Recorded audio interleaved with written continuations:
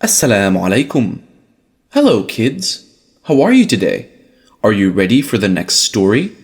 In the last episode, you learned about the birth of Prophet Muhammad sallallahu alayhi wasallam. Insha'Allah, today I am going to tell you the story of how the Prophet got married to Khadija radiyallahu anha and many others. Are you ready, children? Now listen carefully. Bismillah. Prophet Muhammad sallallahu alayhi wasallam becomes a merchant. In the last episode, we learned how Prophet Muhammad sallallahu alayhi wasallam grew up and became a well-respected young man in Mecca. The Prophet took employment with Khadija radiyallahu anha and traveled with her merchandise to Syria. Khadija radiyallahu anha sent her most trusted servant along with the Prophet to keep an eye on him. The Prophet visited many new places and markets on his way to Syria. Finally, he reached Syria. The Prophet was amazed when he saw the market. It was much bigger than the one in Mecca, and it was so crowded with people. The Prophet and his assistants set up their merchandise for display, and it was soon crowded with people. People were really impressed with the Prophet's demeanor, and they loved doing business with him. They were able to sell all their goods on the very first day itself. The next day, when the Prophet roamed around the market, he was really impressed with the quality of products being sold. He had an idea and bought some goods which he thought would get good profits if he sold them in Mecca. When it was time for his return journey, the camels were loaded with the new merchandise and they left Syria. When they arrived back in Mecca, the people were amazed by the merchandise he brought with him. The Prophet handed over the goods to Khadija radiyallahu anha and gave her a full report of the journey. Once he left the house, she called her servant and asked about the Prophet's conduct. "I have never seen such an honest man," replied the servant. "He treated me with respect, and he was very kind to everyone. He was well liked by the traders in Syria, so he was able to sell all our goods easily. Then he bought other goods with the money earned and sold them again, thus doubling the profit." Khadija was extremely pleased with the Prophet and his skills. She then paid the Prophet wisely and sent him back. Khadija fell deeply in love with the Prophet. Even though he was 15 years younger, she resolved to marry this man. The next day, she sent his sister to this young man. "Why are you not married yet?" she asked him. "For lack of means," he answered. "What if I were to offer you a wife of nobility and beauty? Will you be interested?" she asked. "Who is it?" he replied. When she mentioned her sister, the young man chuckled in amazement. "How could I marry her? She has turned down the most noble men in the city. They were much wealthier and prominent than this poor shepherd." But the sister replied, "Don't you worry, I will take care of it." Not long after, the Prophet married Khadija radiyallahu anha. It was the beginning of one of the most loving, happiest, and sacred marriages in all human history. This marriage gave him the loving heart of a woman who consoled him and kept him alive, a flickering flame of hope when no man believed in him. The Prophet lived a wealthy life for many years after that. After they got married, they had 6 children together, 2 boys and 4 girls.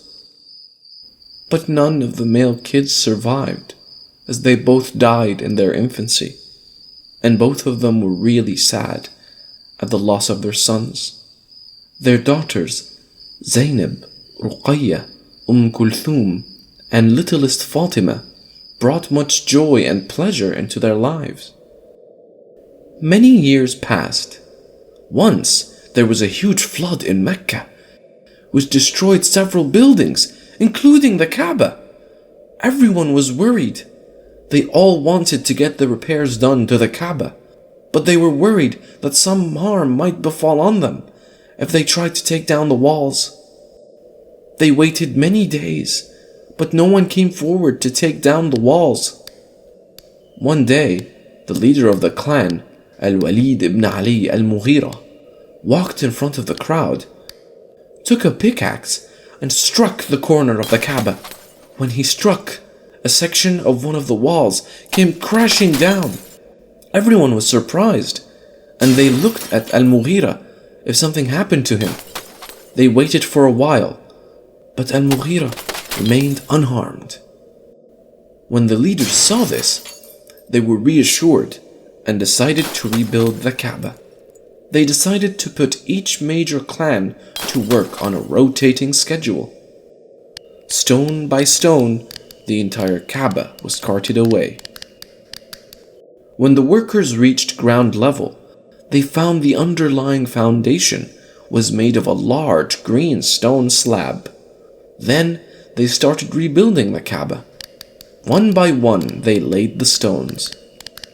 When construction was midway, it was time for them to place the famous black stone. Each clan's leader came forward with an argument that the right to place the fabled black stone belonged to them. The leaders of other tribes disputed their rights, and pretty soon it became a serious issue. No one was able to arrive at a decision. So it was decided that they consult Prophet Muhammad ﷺ to find a solution.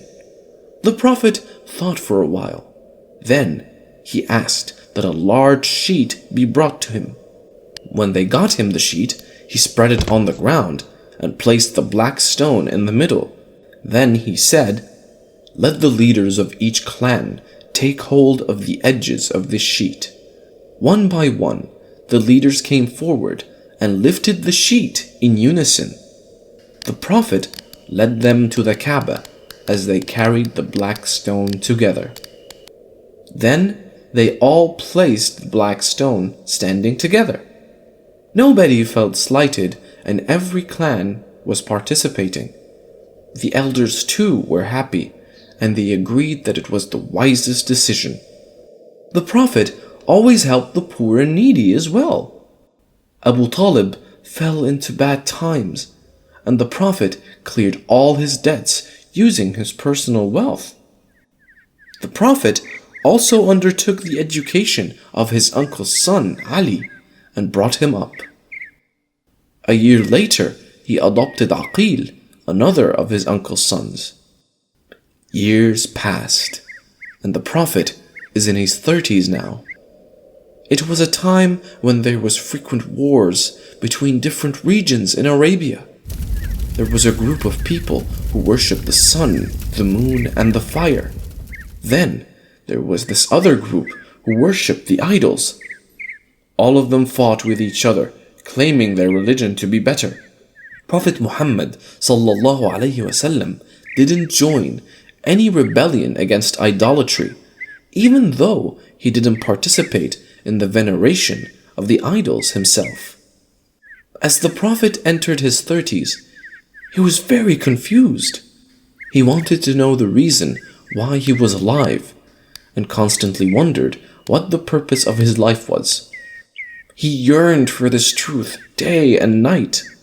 As he kept pondering over the dilemma, the Prophet slowly began to withdraw from his business and affairs of the city.